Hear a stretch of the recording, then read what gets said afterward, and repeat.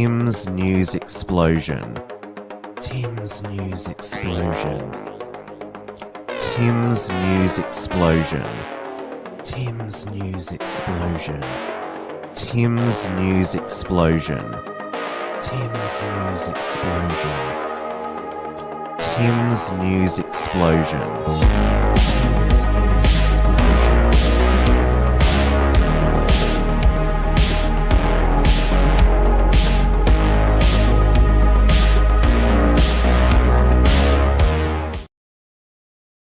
Hello, everyone, and welcome to the first Tim's News Explosion under Prime Minister AnAl. That's the new nickname for Anthony Albanese, taking the two first letters of his first name and surname, because that's how the outgoing Prime Minister, Scott Morrison's nickname ScoMo was formed. So AnAl was sworn in at Government House in Canberra this morning on this Monday, the 23rd of May, 2022. We are back live on the Wilmsfront YouTube, D-Live and Odyssey channels.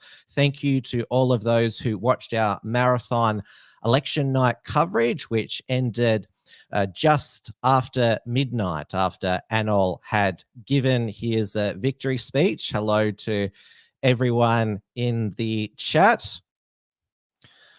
We have Crescio saying that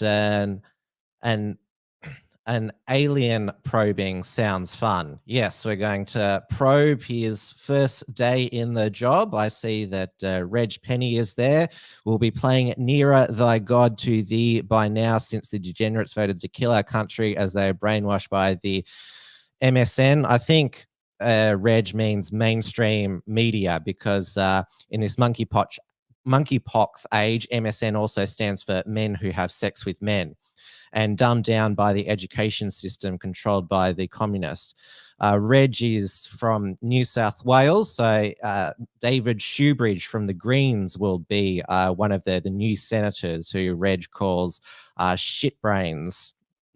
David Shitbrain. So joins, what's the other nickname you've got, Reg, for Marine Faruqi, Marine the rat Faruqi there. And well, it was worth waiting for AnAl's victory speech. And well, he already got his inner tyrant out at his supporters because, well, they were obviously happy that Labor had won, but AnAl didn't like them cheering too much.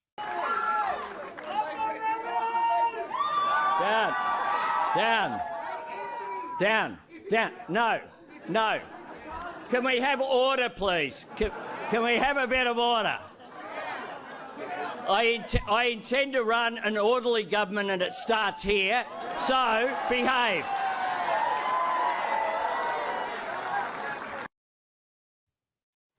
Yes, seemed to get very terse there, but obviously the Labor supporters over the past 2 years, they've loved tyranny, especially the tyranny down here in Melbourne, Victoria, where it is just after 8:30 p.m. And yes, despite the 2 years of Dan tyranny, of the 6 lockdowns, the 256 days, the Victorian Labor Party, all of their 23 federal MPs were re-elected. There's 39 seats in federal seats in Victoria. The ALP holds 23. Then there is 3 that are held by the Nationals, and there is 1 held by a Tealish Independent in Indi in regional Victoria. But this electoral map was shared by Cauldron Pool, and yes, it was a Teal slide, a Teal bath in inner Melbourne. So Zoe Daniel beat Tim Wilson in Goldstein in the Bayside suburbs, and Dr. Monique Ryan beat Treasurer Josh Frydenberg in Kooyong. And Labor also won the seat of Higgins off Katie Allen. and Labor also defeated Gladys Liu in Chisholm. So Aston was the only Metropolitan Melbourne seat called on the night for the Liberals. Former Education Minister Alan Tudge.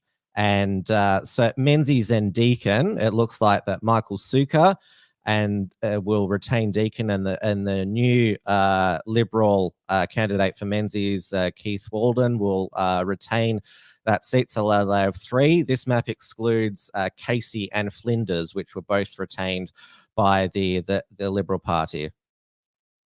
Monique Ryan plastered the whole place in Caulfield. Yeah, thankfully I am far, far away from Hawthorn and Camberwell, where it was millions and millions of dollars spent by both the Frydenberg campaign and the Monique Ryan Teal campaign. And when Frydenberg formally conceded to Monique Ryan today, though it was pretty clear on election night that she would win, and so her Teal volunteer army belted out this tune.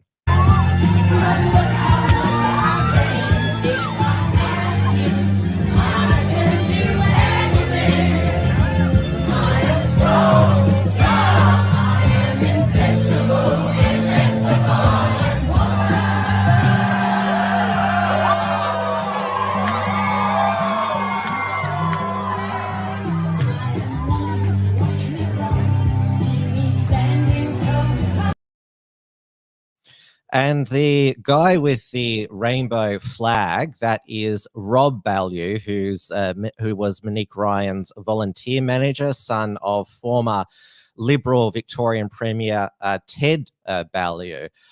Ted Ballew, he was there on the booths with Josh Frydenberg. So there was a division with the within the Ballew family, which is it's a very old money blue family. Ted Ballew's sister Kate Ballew is a well-known Melbourne socialite. Yes, he is gay, and he said one of the reasons that he left the Liberals to volunteer for Monique Ryan is because the Liberals were homophobic, and also they had a woman problem. Even though the Teals in Goldstein unseated a gay Liberal MP in Tim Wilson, and but there was another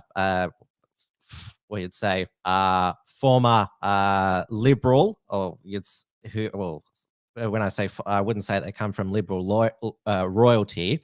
The member for Goldstein in the 70s and 80s, Ian McPhee, who was a minister under Malcolm Fraser, helped start out SBS. He backed Zoe Daniel. He's in his 80s now. And there was also another over West Liberal, former WA Liberal Senator Fred Chaney backed his niece, Kate Chaney, who successfully won the seat of Curtin off Celia Hammond. So it was a clean sweep by the Teals.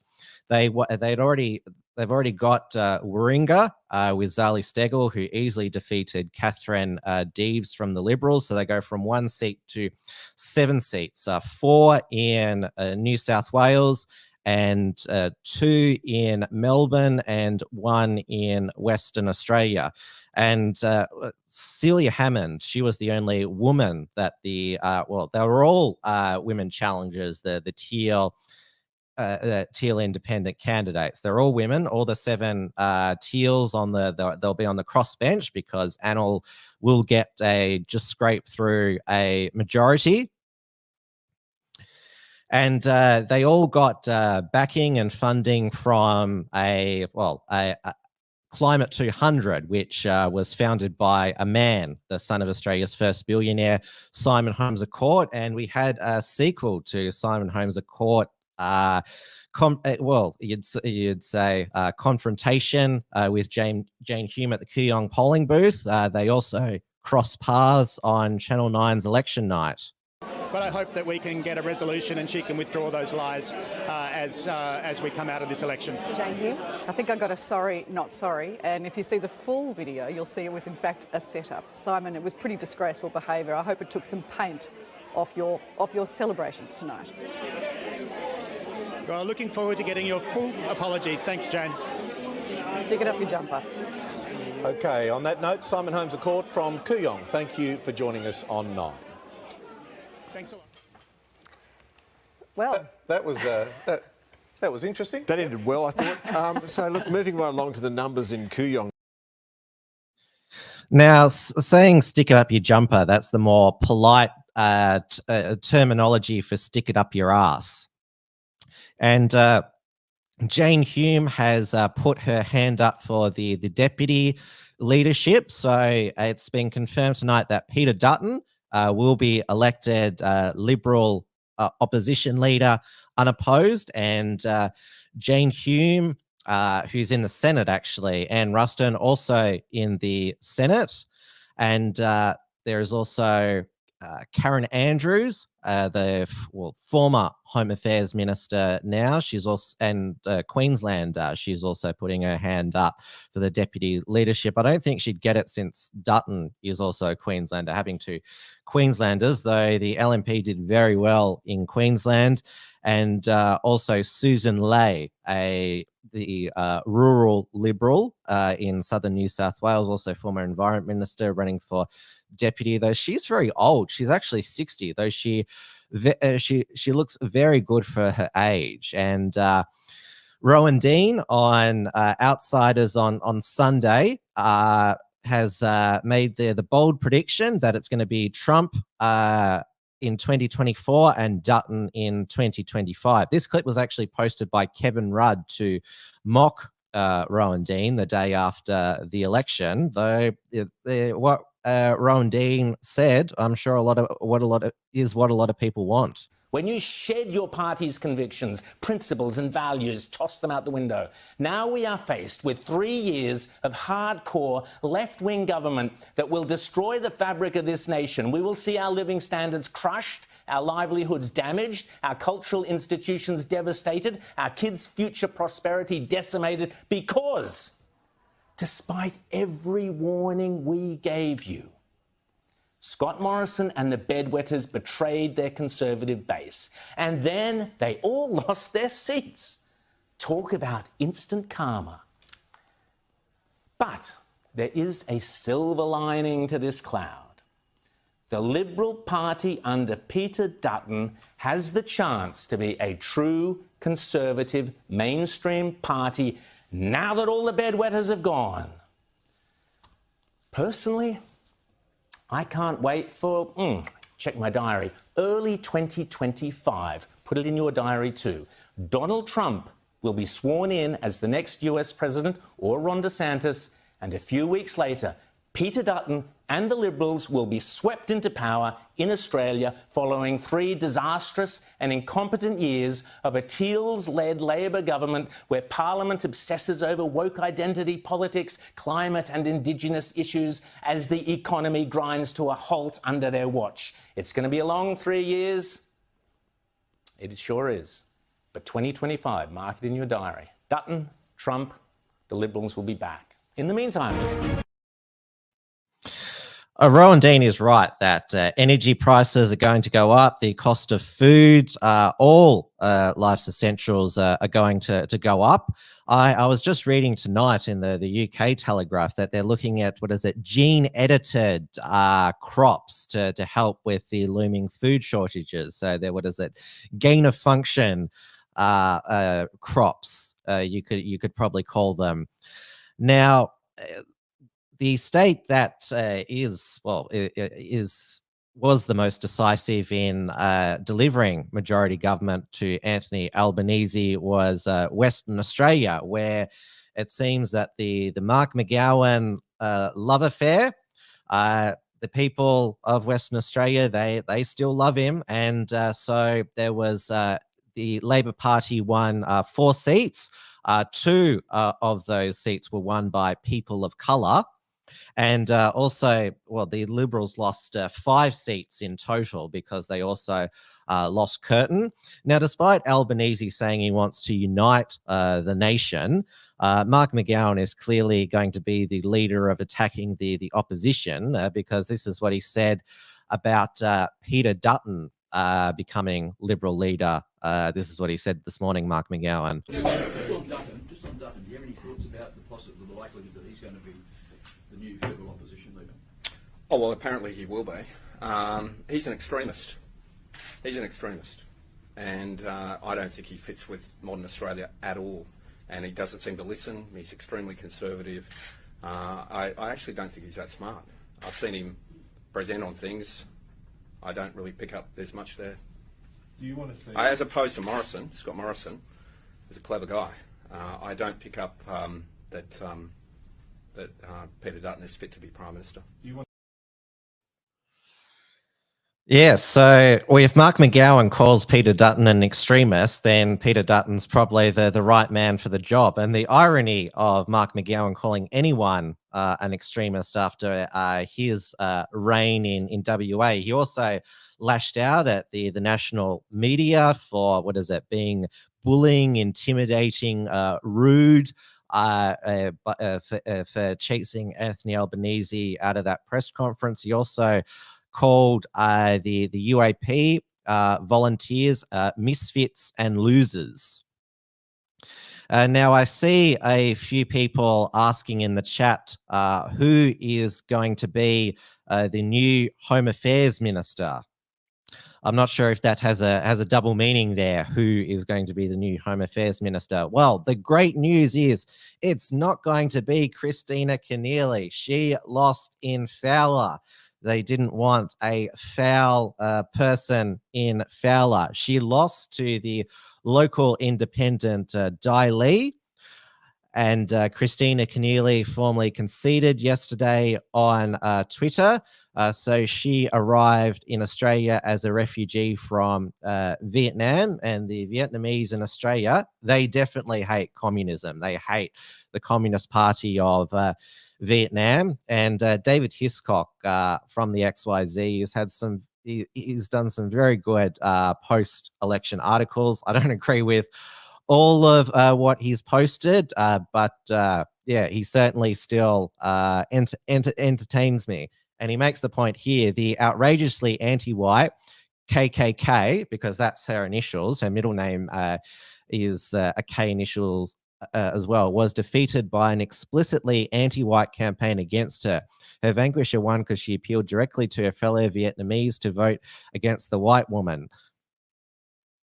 Thus, Christina Keneally was defeated by her own anti-white identity politics. This is the woman who chaired, she didn't chair, but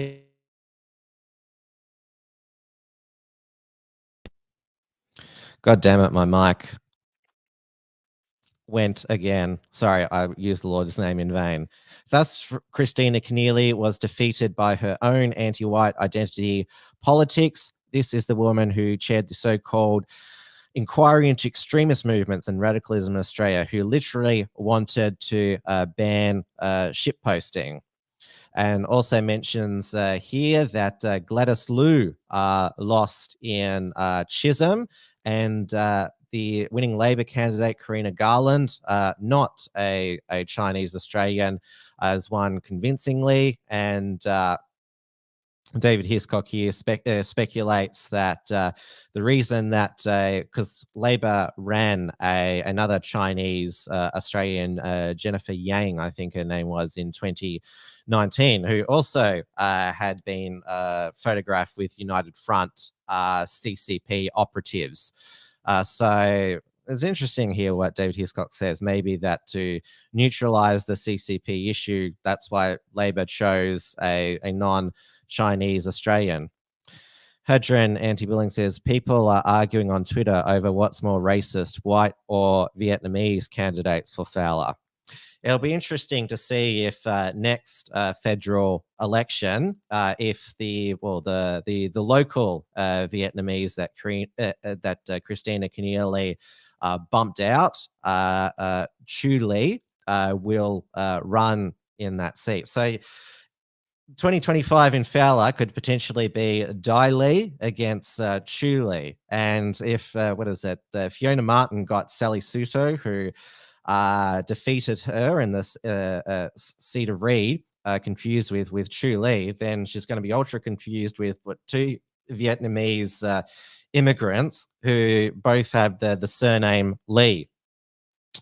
But yes, there is certainly more diversity in the parliament now. So Tim Supamasani, former race discrimination commissioner, will be much happier with a more non-white people in parliament. Now, the Senate, and I know that a lot of freedom fighters are despondent, and it's at the moment the ABC Senate calculator doesn't even say that Pauline Hanson is, it doesn't say she's likely to get a Senate seat, but look, only 44.4% of the Senate vote counted. And if we go to Queensland here, it has Pauline Hanson ahead, only counted 40%. So Pauline Hanson, 7.6%. The Legalised Cannabis Party at 6.3%. They're the real surprise here. They did better than their Fiona Patton's Reason Party, also want to legal. Well, I think they ultimately want to legalise cannabis, but they're going baby steps. So yes, well, I'm in favour of cannabis legalisation. So Australians lot voted dude, weed. So yes, maybe it's something like I'd much prefer if state parliaments want to pass progressive legislation, don't legalise baby murdering and elderly euthanizing, legalise cannabis instead. They got more in Queensland than the United Australia Party. Now, the United, that's where Clive Palmer was the Senate candidate. It's a very crowded field in Queensland. Campbell Newman, Liberal Democrats, 2.4%. And then you have all the way down here, Drew Pavlou, only 0.2%, 2,500 votes. But he was definitely the madman of the campaign. And going back up here, Victoria, there is also a chance that the United Australia Party's Ralph Babette will get the final Senate spot. 4.2% for the United Australia Party. Pauline Hanson's 2.9%. Liberal Democrats 2.4%. Legalised cannabis 3.3%. Darren Hinch not getting back into the Senate 1.3%. Fiona Patton's Reason Party only 1%. Victorian Socialist 0.6%. Wah wah. Who is Drew Pavlou? He's he originally shot to prominence when he was beaten by pro-CCP thugs at his own University of Queensland, and the university punished him. So he's actually a lefty, but he's anti-CCP and pro human rights. He founded his own party. He's only 23, Drew Pavlou's Democracy Party. He held a sign up in Benelog during the campaign, and which said "fuck Xi Jinping." Labor has won Benelog off the Liberal Party, so that's another seat that cements the Labor majority. Now, we had the Anthony Albanese swore in his, kitchen cabinet. So his deputy, Richard Miles, Foreign Minister Penny Wong, Treasurer Jim Chalmers, and Finance Minister Katie Gallagher. So it was because obviously the Prime Minister and Deputy Prime Minister are males, but then you have the two mean girls in the highest ranking leadership position. Penny Wong, she is going to go with Anthony Albanese to the Quad in Japan. So Richard Miles already acting Prime Minister, and Jim Chalmers and Katie Gallagher are going to be, working on, how they're going to work magic with the budget and economy. But yes, the good news is that Christina Keneally is not going to be returning to the Mean Girls Club in Canberra. Neither will another Mean Girl, Terry Butler, who lost her seat of Griffith to the Greens in Inner Brisbane. The Greens look like winning 3 seats in Inner Brisbane. There was no Teals up there, but they look like winning Brisbane off the Liberals. They've won Ryan off the Liberals and defeated Terry Butler in Griffiths, and she probably the meanest thing she did was defame Callum Thwaites when on Q&A she accused him of using the N-word on Facebook when a court found that it was a fake account that did that. This was when Callum Thwaites was one of 3 QUT students accused of racial vilification under 18C for objecting to being kicked out of an Aboriginal-only computer lab or Indigenous-only First Nations computer lab. And now Channel 9, probably to differentiate themselves, they have a creative way of kicking out all the outgoing MPs. They fed them to the Sharks, put them through a shredder, given them the boot. This year, they sent them all to Cuba, booted them to Cuba. And so I've just clipped here Terry Butler being booted to Cuba, because obviously that's the song that Scott Morrison sang on 60 Minutes. And so that's, well, Terry Butler, she's basically a communist. She's probably going to love it over in Cuba. 9 is predicting a Labor victory in the Australian federal election 2022. We've had the bish boot, we've had the shredder, we've had the cruncher, we've had everything, the shark pull, you name it. But we've got the ukulele. Thank you to the, I suppose, former Prime Minister now, Scott Morrison, and his appearance on 60 Minutes. So it is time to crank up the robot, crank up the baggage conveyor belt, go to Cuba and start sending them on their way.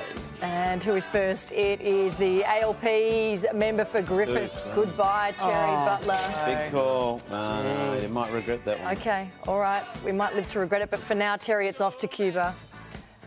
All right. Have fun there. Thank you, Terry. As some say, bye, Felicia. Now, Penny Wong and Anthony Albanese talked about on election night that they want to, act on the Uluru Statement from the heart, not just recognise Indigenous people in the Constitution, but also the voice to Parliament. And on the same night as the election was the Dreamtime game at the G between Richmond and Essendon, though it was brad in drunken violence, including somebody attacked with a didgeridoo of peace, which David Hiscock of the XYZ has referred it to. So there was something like here about 70 evictions. So it has here that two pitch invaders, violence in the stands, and a wave of evictions took the gloss off the showpiece, AFL's celebration of Indigenous Australians at the MCG. So more than 50 people were evicted from the ground. I don't know where I got 70 from. They allege a 21-year-old man bit an officer while being taken away, with another man capsicum sprayed, allegedly punching an officer. Footage taken from fan show security staff struggling to maintain a pitch invader. A violent clash broke out between two groups of men near the Tigers cheer squad in the end of the fourth quarter, according to reports of the Herald Sun. Another fan a video showed three men being taken out of the ground by police. And so police blamed fans drinking heavily before the game. The incidents occurred against the backdrop of the great Dreamtime at the G won by Richmond, whose players got involved in the pre-game war cry. And so David Hiscock says, imagine that, a war cry followed by violence. Maybe the, didgeridoo attacker was just enacting the, Adam Goods, war cry spear throwing that he did, how many years ago now, while celebrating a goal there. So that's what you missed on election night there. Now, Anthony Albanese, as I mentioned, is already out of the country, so he can't do he can't do any damage at least for 48 hours. Well, he's not even going to swear in the full ministry until next week. We don't even know who the Home Affairs Minister is going to be. Who's going to be in charge of ASIO and the Australian Federal Police and Australian Border Force. So that'll wait to be determined. He could give it to his one of his Muslim MPs, Ed Husick from Western Sydney, or AnAl from Cowan in Western Australia. And obviously, Joe Biden has congratulated Anthony Albanese on becoming Prime Minister. Frank Bainimarama, the dictator of Fiji, has congratulated Anthony Albanese. He's basically being hailed by the international community as sort of the Australia's Barack Obama now that horrible ScoMo is gone. So the Quad, it's an important alliance. It's the anti-China's club, Australia, the US, Japan, and India. And Joe Biden, if Mark McGowan thought that Peter Dutton was hawkish and beating the drums of war with regards to China, Joe Biden has just said the US military will defend Taiwan if it comes to that. So, yeah, that is pretty strong there. Though after Vladimir Putin has failed to take Ukraine, I don't think that Xi Jinping, especially since he keeps trying to crush COVID, is going to be trying to annex Taiwan anytime soon. We had, former President George W. Bush actually get Ukraine and Iraq mixed up. In contrast, Russian elections are rigged. Political opponents are imprisoned or otherwise eliminated from participating in the electoral process. The result is an absence of checks and balances in Russia and the decision of one man to launch a wholly unjustified and brutal invasion of of Ukraine. Iraq, anyway. 75.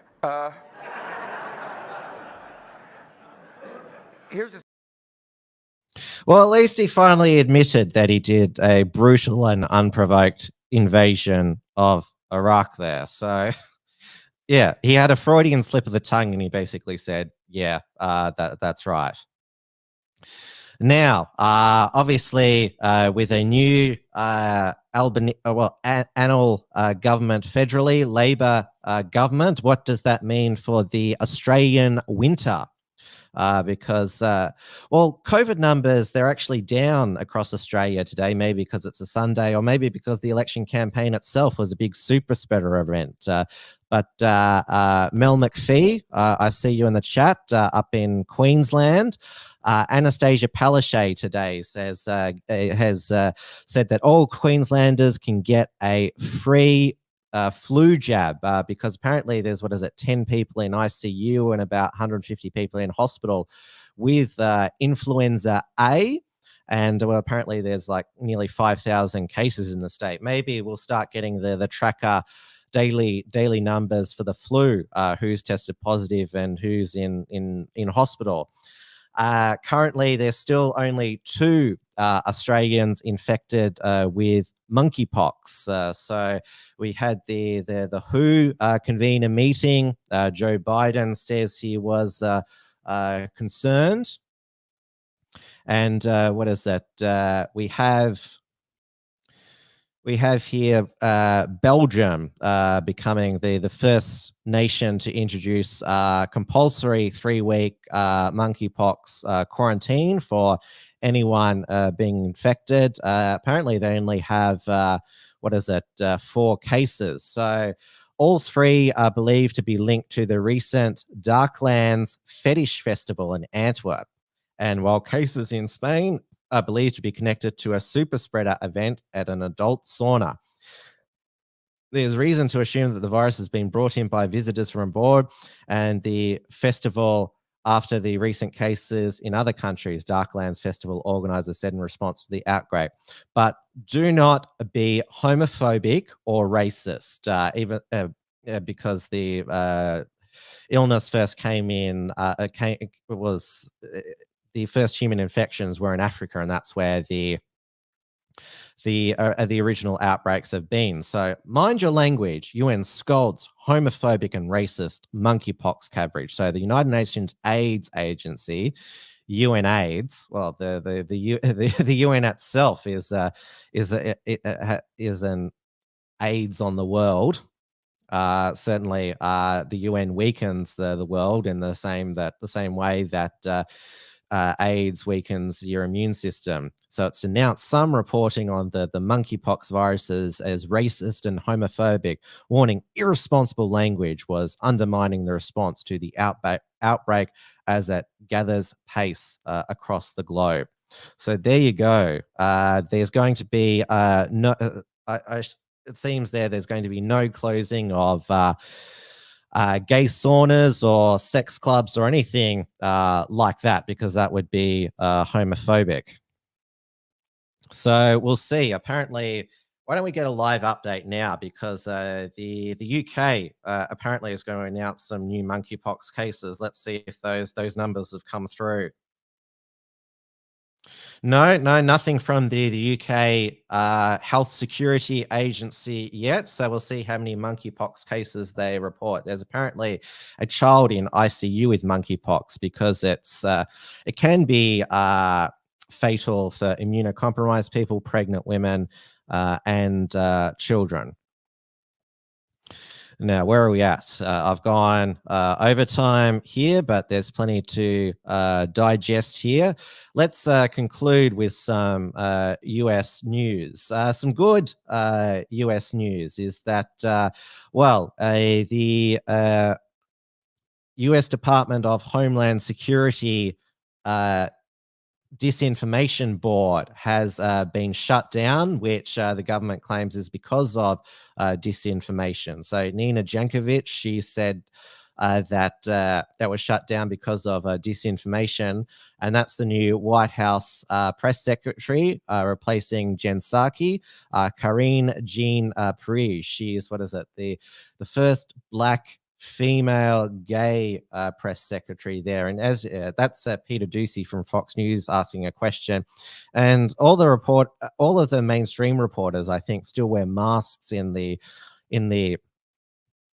briefing room. There's still so many mask perverts in the mainstream media there. I noticed that our press gallery is not wearing masks, which is good, and AnAl and his kitchen cabinet of 5 didn't wear masks. So they did wear Penny Wong and Albanese when they were at the airport, because it's a federal mandate, did wear masks when they were walking up to the plane, though they took them off to wave for the cameras as they got onto the plane there, so they could get that shot there. Madison Cawthorn, who I've covered on this show, who's had those videos leaked against him, including one of him, naked in bed, thrusting his genitals upon another man. He lost his Republican primary on the weekend. He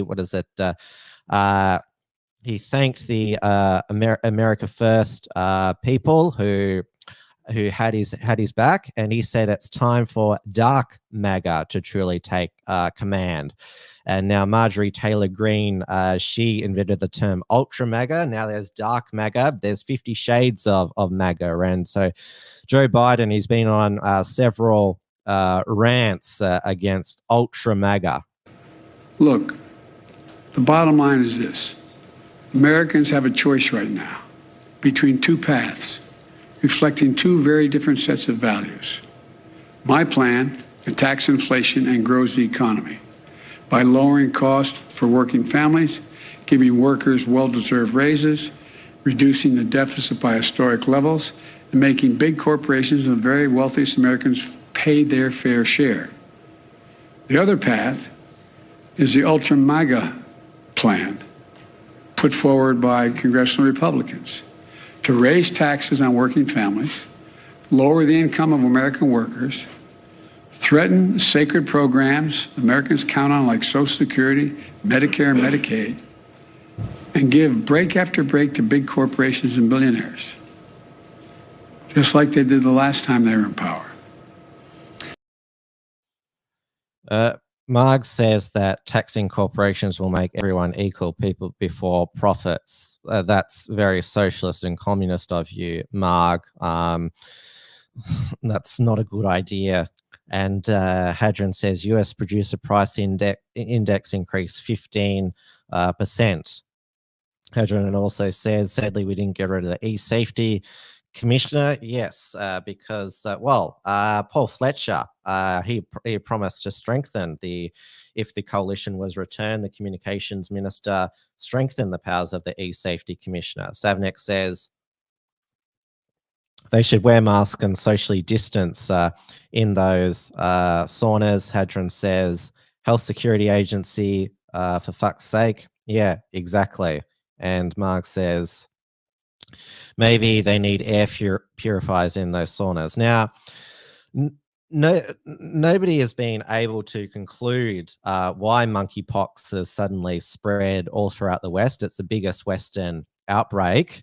Some believe the virus is mutated, though the genomic sequencing says it's the West African Nigerian variant. I saw a report on the Gateway Pundit that apparently the Wuhan lab has been experimenting with monkeypox gain of function. What is that? Katie Hopkins also had, alarmed hypothesis about why it could be in the West. Don't worry, it's just me. Just had the latest things. It's monkeypox, and it's everywhere, especially if you're gay or bisexual. And we're not sure what it's about, but we're pretty sure it's about people that have been banging monkeys, which makes it even worse than like the bat flu, because the bat flu, at least you weren't thinking that maybe people had been banging monkeys. So now people are banging monkeys, and the only thing that we're worrying about is how can we get the vaccine for the monkeypox, because people have been banging monkeys.